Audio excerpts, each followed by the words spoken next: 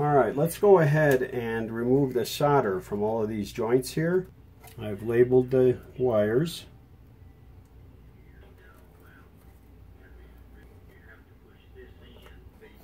That is disconnected. Now the next thing I need to do is disconnect that speaker, that whole speaker stand, from the main chassis and try to lift it off. So here's my trick to doing this kind of thing. If you're not sure how something's attached, loosen it. But don't remove any of the hardware. Just loosen it. Loosen all the associated hardware. Okay, and try not to break things while you're doing it. And then see what's loose. So now watch. See how those wires?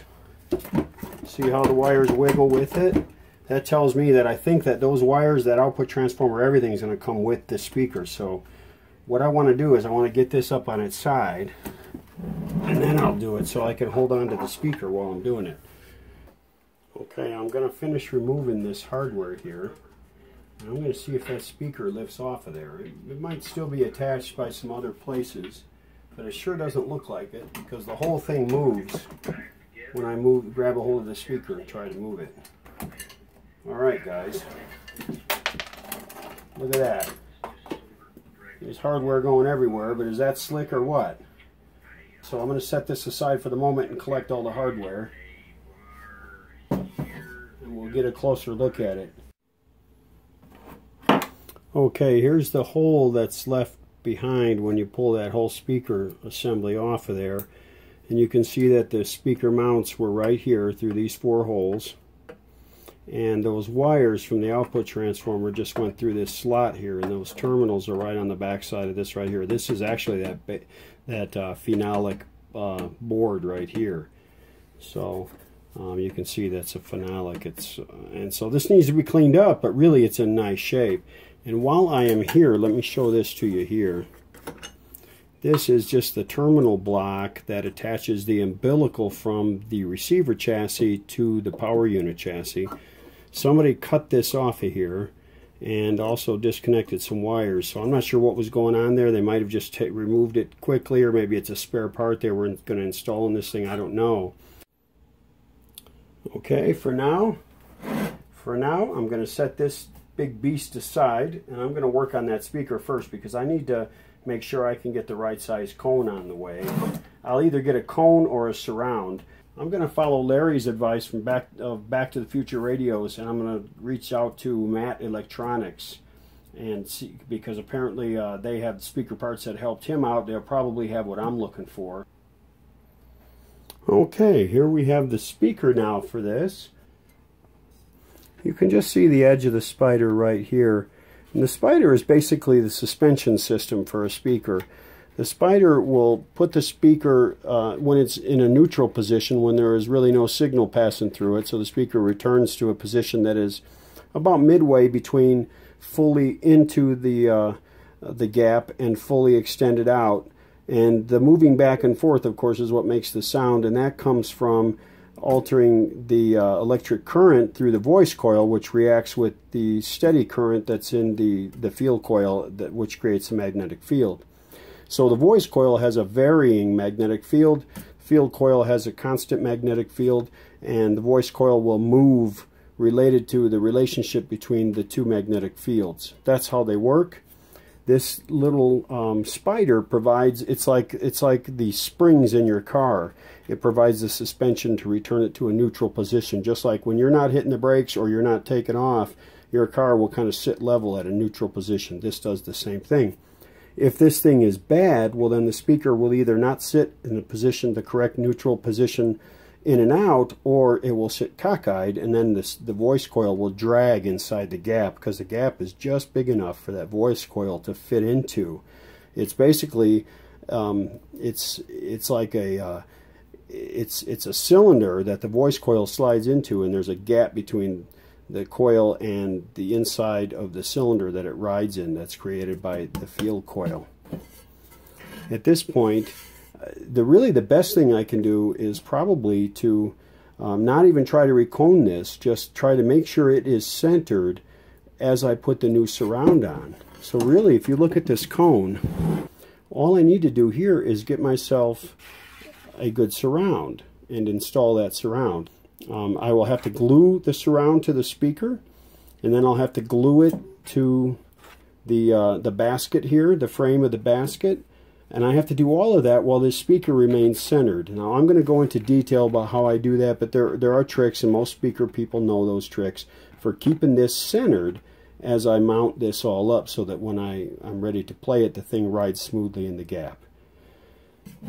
While we're looking at the speaker, this here is the output transformer. As I suspected, it was mounted directly on the bottom of the speaker, or below the speaker, in this housing, this doghouse that the speaker is mounted into.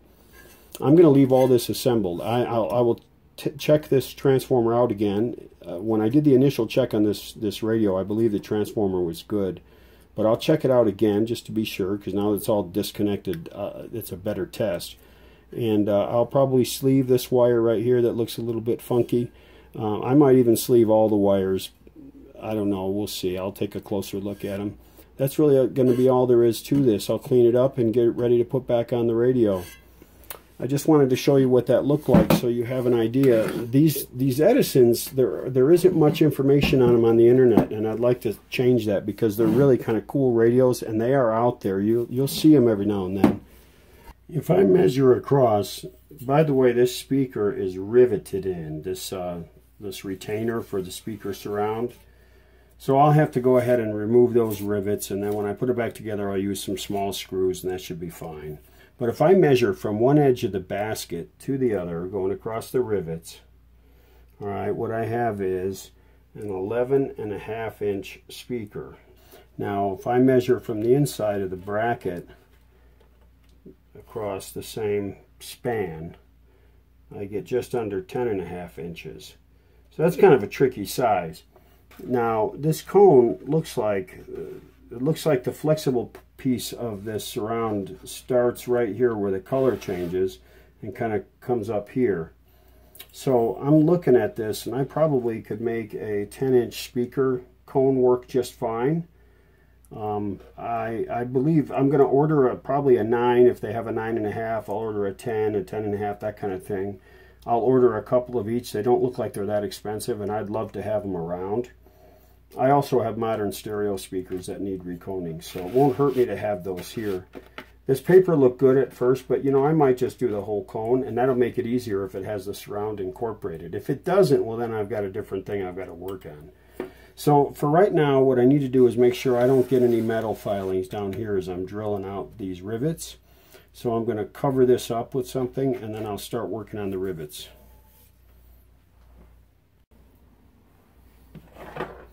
The spider is held in with 3 nuts, as I mentioned a minute ago.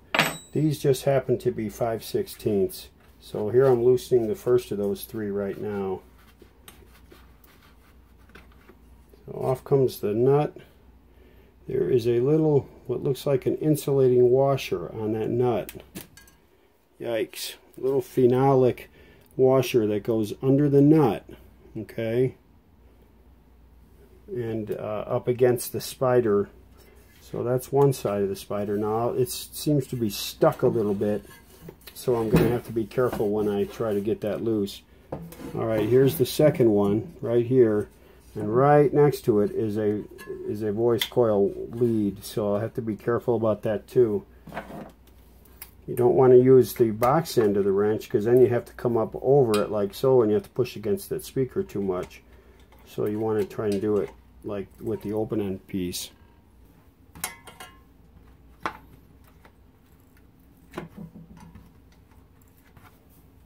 Once you get it loose, and it's pretty easy to loosen, you want to get that nut off of there. You kind of have to get your 2 fingers on it, and you want to be really careful not to lose that little fiber washer. It will stick to the nut. Alright, you see that it's stuck to the nut there? Okay, here's the third one. Get your wrench on it. Remember, use the open end if you can. It's real easy, they're not tight. See, it didn't take any effort at all, and I'm not sure if it's supposed to be loose like that or not. I'm going to worry about that later. So there we go. So really, there's only one of them that's kind of tough to get out. I'm going to take a screwdriver and just gently get up under there and see if I can't work that spider loose. This material will break really easily. Maybe use my fingernail on the other side. There we go.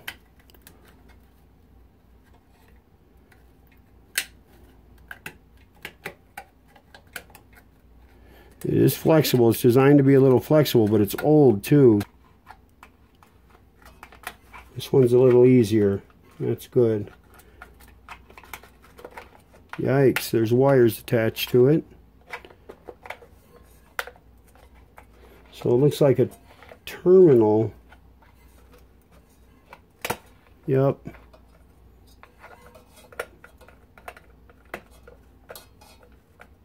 Let's go for the third one here. That's coming off real easy also. There's an insulating washer under that as well. Now, before I can proceed, I need to pull the wires loose from the terminations here, or I won't be able to pull the speaker out. Okay, let's melt some solder out of there.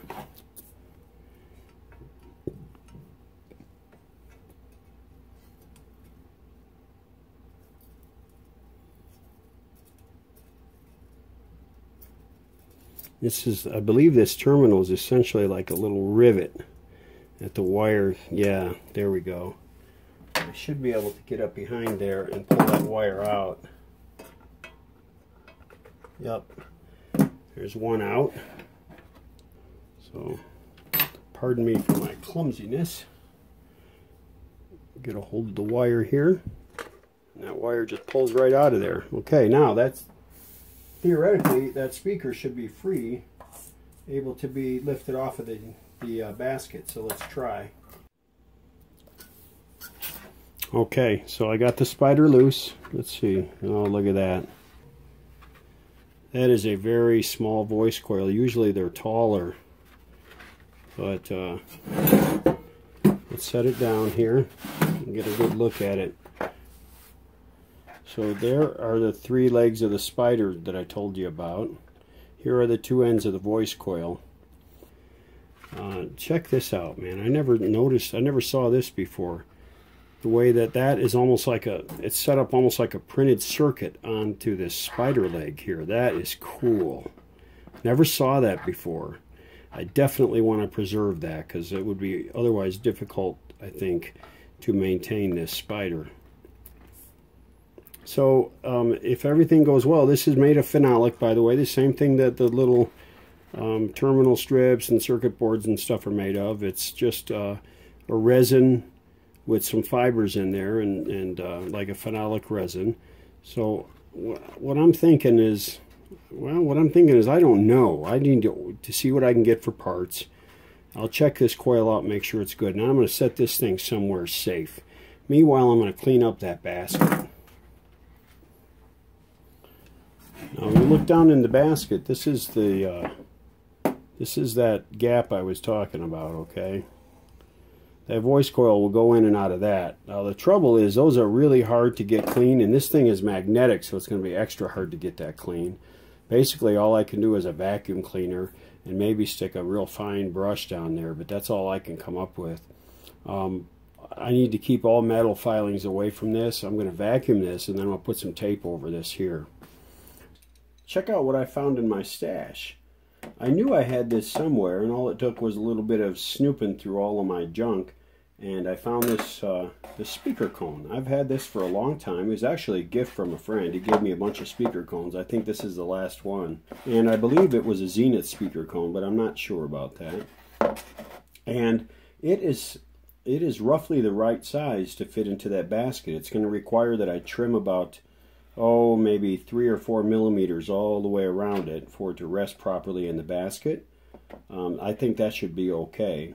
And what I'm going to have to do, because the angle of the cone is the same as the angle on this cone here, which makes it nice, because when I set this cone down on there, you can see if I could get it all the way down because of this, the tip of the cone here, it would fit perfectly against this speaker. All I really need to do is trim some of this out here, and then I can cut this off of here.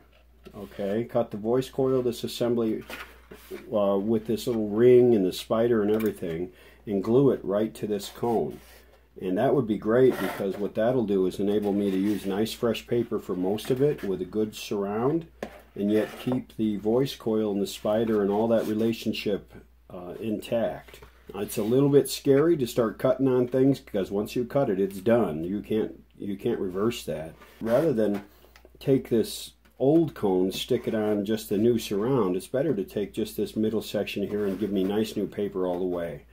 So also, this paper here has a little bit of flexibility to it, but it's also reinforced with these ridges, so I think it'll probably last longer. I'm just guessing at that. So I'm going to get started with that process. I'm a little bit nervous about it, but we'll see. There's no time like the present, guys, so let me go ahead and lay this down here just like so. Okay. So I'll take a marker and I will go around the cone here where this voice coil former sits, and that'll give me a starting point for cutting. It may not be the end point for cutting, but it'll start it. Okay, I get the idea here.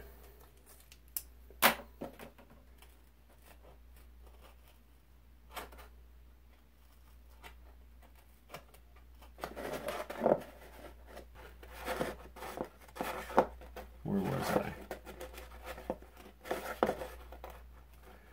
Always better to cut a little too little off of there first, and go in and trim it up if I need to.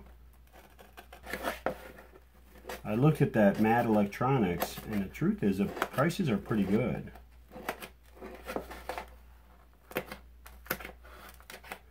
So I'll probably be buying a whole basket full of speakers and speaker surrounds to kind of prepare for future stuff. Now remember, it's not critical that this be perfect, because it's going to be centered. This part here is going to center it in the basket, and then that part with the voice coil will be set up in here, and I'll glue the two together, and that will center them.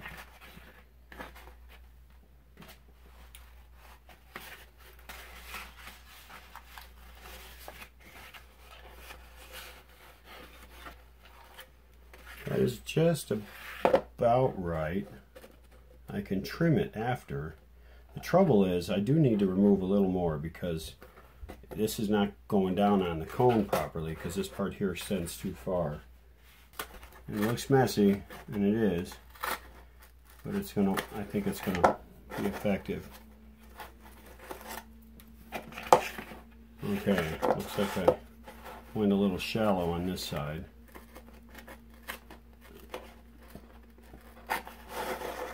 Well, it sounds like wifey is up upstairs. I hear the juicer going.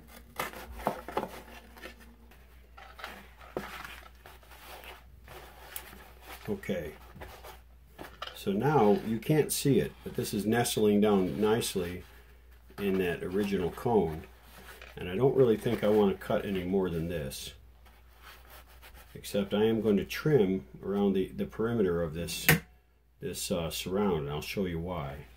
You see, this doesn't quite fit down in there. It's just a little bit off. So what I need to do now is trim the outside edge of this thing so that it fits inside the flange of the basket. It's nice to know that if I do screw this up real bad, well, I can go to Mad Electronics and get a new one. So it might not be exactly the same size, and I'll have to tinker a little bit, but who knows. I was never good at the construction paper projects in grade school.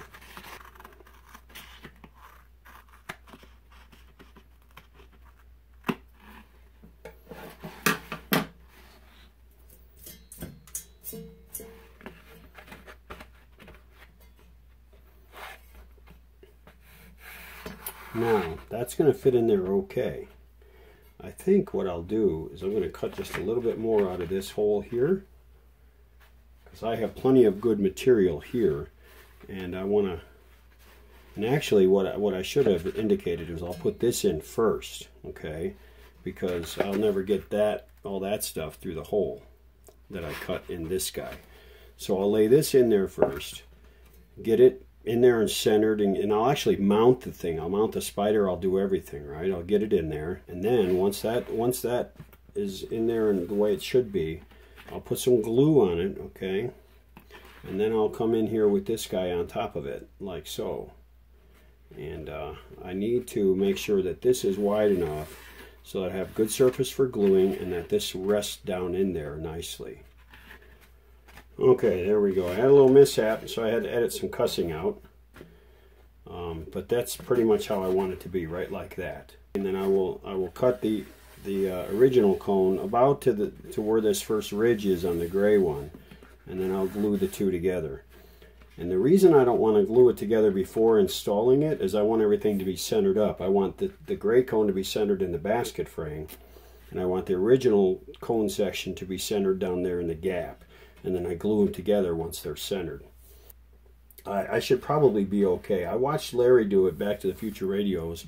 He glued to a little bit of the, the leftover of the original speaker, I think, and it worked out okay for him. So I'm going to give that a try. All right, so now I've got this as close to ready as I can until I go to put it in place. Now I really have to do the scary deed and cut this original cone. I'm wondering, is it better to just attach the original cone to the outside here and just cut the surround out of the gray one? I don't know, that's a lot more glued material, and the gray part is the surround is the part that needs to flex the most, so that's that glue will stiffen that up, so I probably don't want to do that. I think my original plan is the best one. Okay, I can always get another cone. This paper is actually more brittle than I thought, so it's probably better that I'm doing this. See how it tears like that? That would tear so easily if I made a mistake in handling. A little bit nerve-wracking to take the plunge, though, but it's done now. It's done now. I'm stuck. Alright, so the idea is that they will go together like this, okay? And then I will glue these two sections here together. Just like so. And it does not matter, by the way, if this sticks up here a little bit. That's not going to hurt a thing. As long as it's glued rigidly down here, further down into the cone, as long as that's glued well, that's all that really matters. Alright, so there we go. Now I'll be able to take this, I'll clean it up, take this and mount it down into the gap on the basket, and mount it by the spider, and kind of install this part. I know the voice coil is good, so I go ahead and install it, and then I won't have to horse with this anymore. And then I'll go ahead and work on the other part. Okay, what's next on the agenda is to go ahead and mount this guy onto the speaker basket. And to do that, you have these little screws here that they're not really rigidly attached from the other side, so I got a feeling it's going to be a little bit of a trick getting them to tighten up, but we'll see. We'll see. So there we go, phenolic washers, on one on each one. And I'm going to go ahead and mount the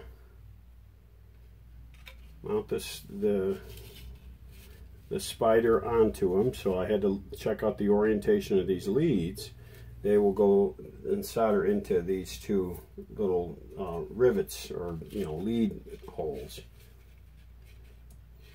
So you put this down in the gap. I'm not going to worry about centering it just yet, because I'm going to do that with little bits of business card once I get this sort of mounted.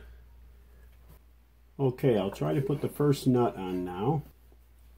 And first thing, I have to put a phenolic washer on top. Actually, I'm going to do a nice easy one first. This one right here is nice and easy. Try to keep my hand out of your way.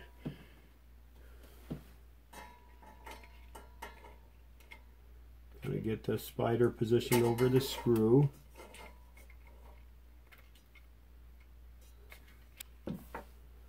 Okay, now I'll put this phenolic washer onto this deal here.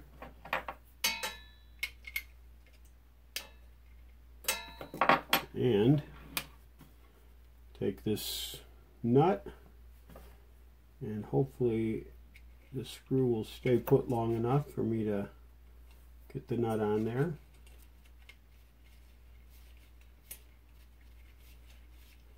It is started, but now the screw is turning with the nut as I turn it.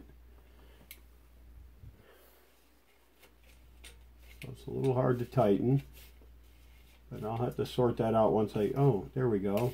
That seemed to help. I was pulling up on it slightly as I did it, and that seemed to tighten it. Alright, these other two nuts have the phenolic washers still attached. So I'm just going to go ahead and thread this nut on there. See if we can't get this positioned over the screw. There we go. Drop it down.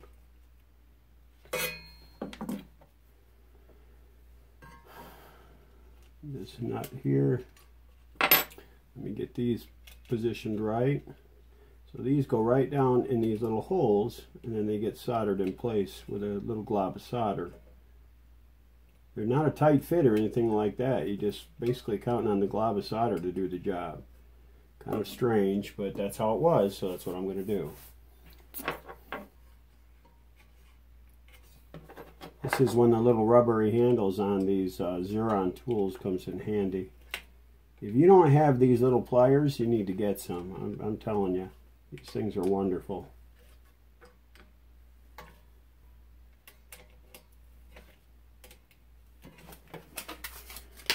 I am going to cut strips of this cardstock right here and insert them into the gap. And basically I'm just going to stick them down in here like so. No rocket science at all to this. Making sure that I at least have the opposite sides covered. For each one I put in, there's got to be one on the opposite side. And these are a little bit on the tight side, and that's actually kind of good because that will make sure that there's not any wiggle room to enable it to wiggle back and forth as I'm doing this. And I will probably leave these in there until I've got that gray cone glued on. Perfect. Okay, so now that is centered pretty well in the gap, and this will make sure that when I release it, the positioning will be uniform around the entire circumference of that gap. Now you can't see it very well, but I'm going to go ahead and do it anyway. I need to get these things snugged up.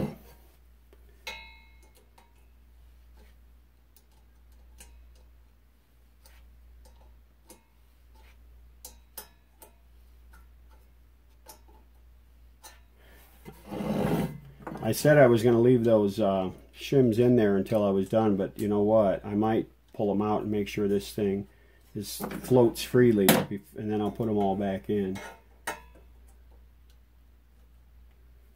Because I want to make sure that this thing does not bind.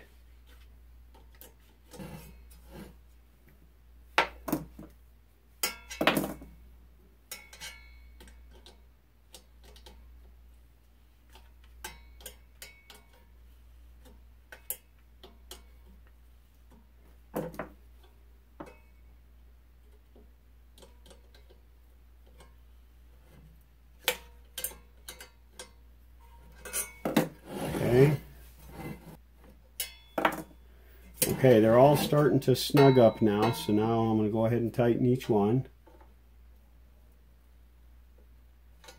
First that one. They weren't that tight when I took this apart. So I have this feeling they're not supposed to be that tight. Number two. Yikes. Son of a bitch.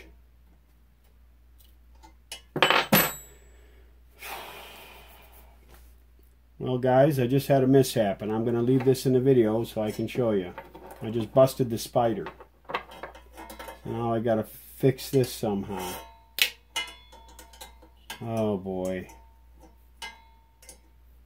I don't know what the hell.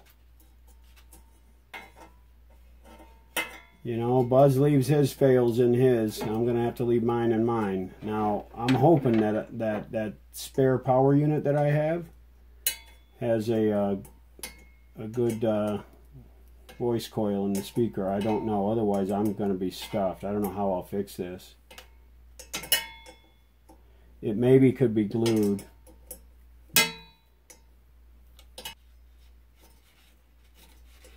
So let this be a word of warning to you guys. These things are made of some kind of brittle material, and they will break. Well, those are the brakes, guys. Sometimes you get lucky, and sometimes you get unlucky. And this one here was one of those unlucky times. In fact, it's sort of the kind of thing that every radio restorer has nightmares about. It's lucky for me that I do have some spare parts for this chassis, because this is not really the only thing that went wrong. This is just the first major thing. So let me check it out, and you'll get to see in the next video just what I come up with. Until then, from your Western Outpost in Salt Lake City, this is Michael, and that's all for now. Well, that spoils my day, guys. I'm gonna have to go get the other one and see what I can come up with on this. So I'll be back.